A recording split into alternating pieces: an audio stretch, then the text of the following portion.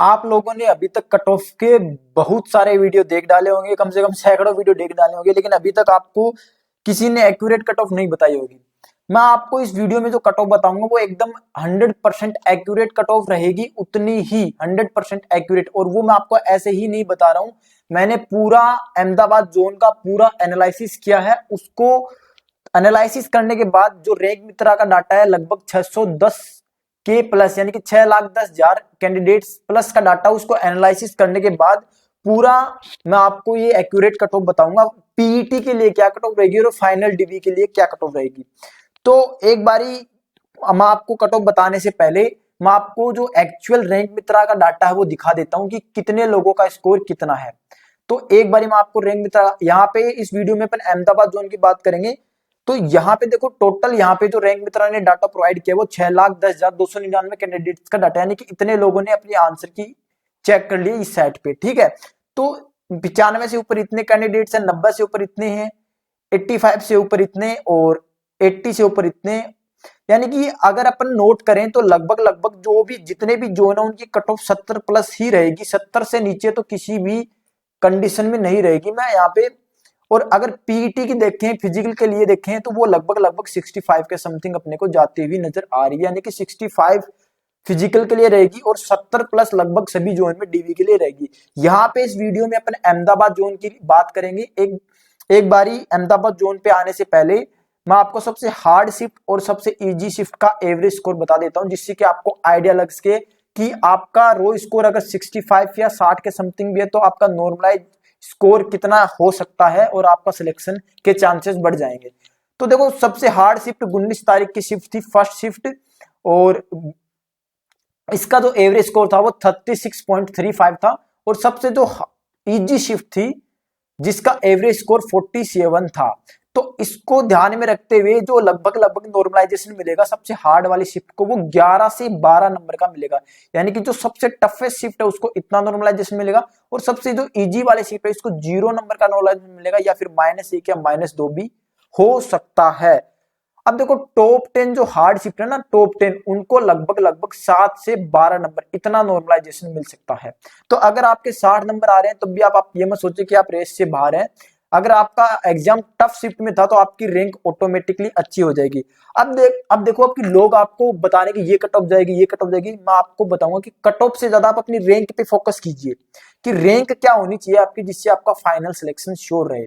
एक बारी मैं आपको अहमदाबाद जोन में दिखा देता हूं कि कितने कैंडिडेट्स का डाटा हमें प्रोवाइड है। तो देखो रैंक मित्रा पे अहमदाबाद जोन से 62,135 लोगों ने अपना डाटा वो चेक किया है, जिसमें से 65 से ऊपर जो कैंडिडेट है वो 12,000 प्लस कैंडिडेट है। मतलब कि पीईटी की कट ऑफ 65 से नीचे रहने का तो कोई चांस ही नहीं है। और यहाँ पे भी लगभग लगभग मान के चलिए कि 80% टॉपर्स ने अपना डाटा चेक किया होगा, तो 20% तो अभी भी रह गए होंगे। तो 65 प्लस ही कट ऑफ पीईटी की रहेगी। और जो फाइनल डीवी की कट ऑफ है वो मैं आपको थोड़ी देर में बताऊंगा कि फाइनल सिलेक्शन के लिए क्या कट ऑफ होनी चाहिए। उसके लिए मैंने पूरा तैयार किया है। अब देखो सबसे पहले अपन टोटल वैकेंसी देख लेते हैं कि अपने लिए वैकेंसी कितनी बचेंगी, क्योंकि इसमें सीसीएए वाले कैंडिडेट्स के लिए भी रिजर्व है, एक्स सर्विसमैन के लिए भी रिजर्व है, पीडब्ल्यूडी कैंडिडेट्स उनके लिए भी रिजर्व है।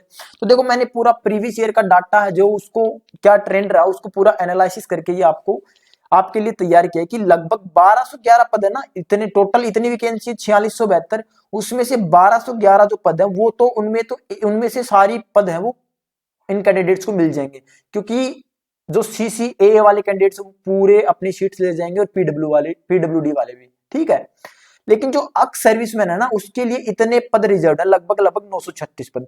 लेकिन पिछले साल का अपन डाटा देखें, पूरे ट्रेंड्स देखें, तो उसमें लगभग लगभग 10 से 15% ही जो अक्स सर्विसमैन है उनकी सीटें भर पाती हैं। इसका रीजन क्या है? देखो ग्रुप डी की इतनी अच्छी पोस्ट नहीं मानते, वो ऑलरेडी सर्विस रिटायर्ड है तो वो ग्रुप डी में आना पसंद नहीं करते, वो एनटीपीसी देखते हैं या फिर बाकी स्टेट पुलिस वगैरह, बैंक वगैरह इनमें जाना ज्यादा पसंद करते हैं। तो जितने भी प्रीवियस ईयर का ग्रुप डी का डाटा उसमें लगभग 10% या 15% ही पद भरे जाते हैं। तो इसके हिसाब से 840 जो वैकेंसी वो वापस नॉर्मल कैंडिडेट को मिल जाएंगे, यानी कि एक्चुअल फाइट कितने सीट्स पे होगी, तो लगभग 3600 के समथिंग सीट्स पे एक्चुअल फाइट होगी। अगर अपन 3500 भी मान के चले और कम कर लें तो 3500 के समथिंग एक्चुअल फाइट होगी। इसके बेसिस पे पीईटी के लिए कितने कैंडिडेट्स क्वालिफाई होंगे वो मैं आपको बता देता हूं। रैंक मित्रा के डाटा के आधार पे देखें तो अपन अपने पास 65 प्लस मार्क्स वाले अहमदाबाद जोन से 12,477 कैंडिडेट्स हैं और पीईटी के लिए लगभग लगभग 11,000 कैंडिडेट्स को क्वालिफाई किया जाएगा, क्योंकि 3 टाइम्स क्वालिफाई होता है वैकेंसी का।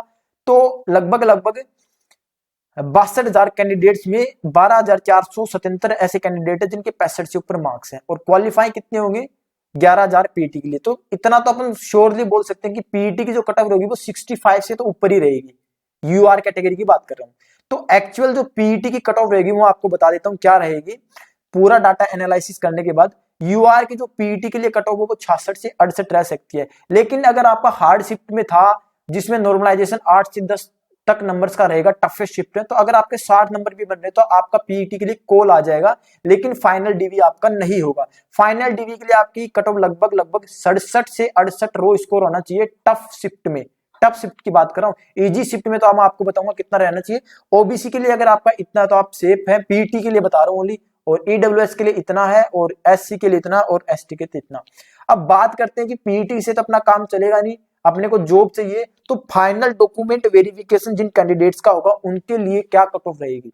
तो यूआर से जो कैंडिडेट है जिनका रो स्कोर इतना है, वो अब रो स्कोर नहीं, यहाँ पे नॉर्मलाइज्ड कट ऑफ है, नॉर्मलाइज्ड की बात कर रहा हूं, जिनके 70 नंबर हैं, 70 नहीं, अगर 67 से 68 नंबर भी है यूआर से, अगर उनकी टफ शिफ्ट है तो उनका डीवी के लिए कॉल आ जाएगा। लेकिन आपका कट ऑफ से बढ़िया मैं आपको बताऊंगा रैंक पे फोकस करना चाहिए। वो किस प्रकार से आपको पता लगेगा मैं आपको अभी थोड़ी देर में बताऊंगा कि रैंक से आपको पता लगेगा कि आपकी एक्चुअल आप सेफ है या नहीं है। तो ओबीसी के लिए कट ऑफ ये रह सकती है, ईडब्ल्यूएस के लिए ये रह सकती है, और एससी के लिए और एसटी के लिए। देखो ये नॉर्मलाइज्ड कट ऑफ है, ये फाइनल रो स्कोर की कट ऑफ नहीं है। अगर आपके ओबीसी में 65 तक भी रो स्कोर बन रहा टफ शिफ्ट से है तो आप यहां तक आराम से पहुंच जाएंगे कि आपको इतना नॉर्मलाइजेशन मिलेगा।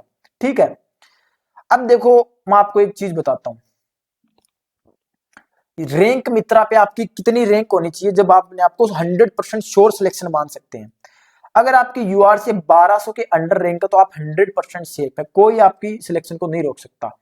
ओबीसी में 1500, ईडब्ल्यूएस में 400, एससी में 450 और एसटी में 200। ये आपकी कैटेगरी रैंक बता रहा हूं मैं, ऑल ओवर जोन रैंक नहीं बता रहा, कैटेगरी रैंक। इनमें 450 और 200 किस लिए, क्योंकि इनकी पोस्ट इनकी तुलना में कम होती है, लेकिन ये कैटेगरी रैंक है। कम कम कट ऑफ भी इनकी कम मार्क, अगर इनके तो 62 या 63 नंबर पे भी इतनी रैंक मिल जाएगी इनको। ठीक है, अब देखो ये तो 100% श्योर सिलेक्शन है, लेकिन मैं आपको एक चीज बताऊं, कुछ कैंडिडेट ऐसे हैं जो फिजिकल देने नहीं जाएंगे जिनका पहले से सिलेक्शन हो रखा होगा। तो आप जो यूआर कैंडिडेट 1500 तक भी अगर आपकी रैंक आ रही है तब भी आप अपने आप को सेफ मान सकते हैं, क्योंकि बहुत से कैंडिडेट होंगे जो टॉपर्स होंगे वो ग्रुप डी के फिजिकल या फाइनल डीवी देने नहीं जाएंगे।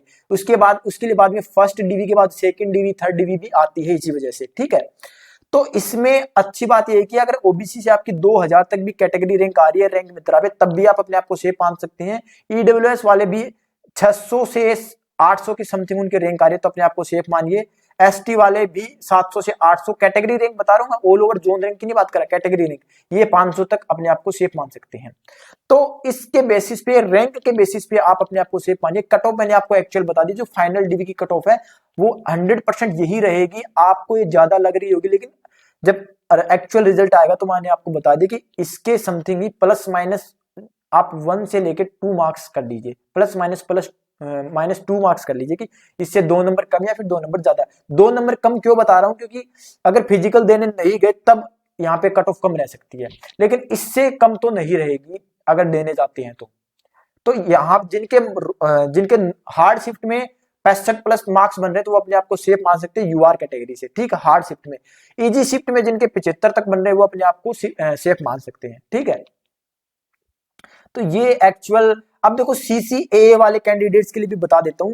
तो देखो रैंक मित्रा का जो डाटा है उसमें 555 कैंडिडेट्स हैं जो अहमदाबाद जोन से जिन्होंने 70 प्लस स्कोर किया है, सीसीए वाले कैंडिडेट्स। तो इस बार 40 तो रहने के कोई चांस नहीं है इनकी कट ऑफ। ठीक है, तो मैंने इसको एनालिसिस करके बनाया, तो यूआर ओबीसी की कट ऑफ जो सीसीए वाले कैंडिडेट्स हैं उनकी 65 से 68 रह सकती है। फाइनल कट ऑफ बता रहा हूँ, ये फाइनल कट ऑफ, क्योंकि इनका डीवी तो होता नहीं है, तो इनकी फाइनल कट ऑफ, और एससी एसटी के लिए फाइनल कट ऑफ ये रह सकती है। ठीक है, आपका क्या स्कोर रहा वो आप मेरे को कमेंट में बता सकते हैं। अगर आप अहमदाबाद जोन से, आप अपना स्कोर कमेंट जरूर करना। मैं भी अहमदाबाद जोन से हूं, मेरा टफेस्ट शिफ्ट में 70.39 इतना स्कोर है टफेस्ट शिफ्ट में। मेरी थर्ड टफेस्ट शिफ्ट है अभी जो रैंक मित्रा के डाटा उसके आधार पे। तो मेरा नॉर्मलाइजेशन रैंक गुरुजी पे मेरा नॉर्मलाइज स्कोर 79 पॉइंट समथिंग दिखा रहा है, ठीक है। और मेरी जो रैंक है वो 802 है, कैटेगरी रैंक, ओबीसी कैटेगरी से हूं मैं, ठीक है। तो जब भी बता रहा हूं कि रैंक पे फोकस कीजिए, अगर आपकी जो मैंने रैंक बताया उसके अंडर रैंक आ रही है तो आप 100% सेफ है।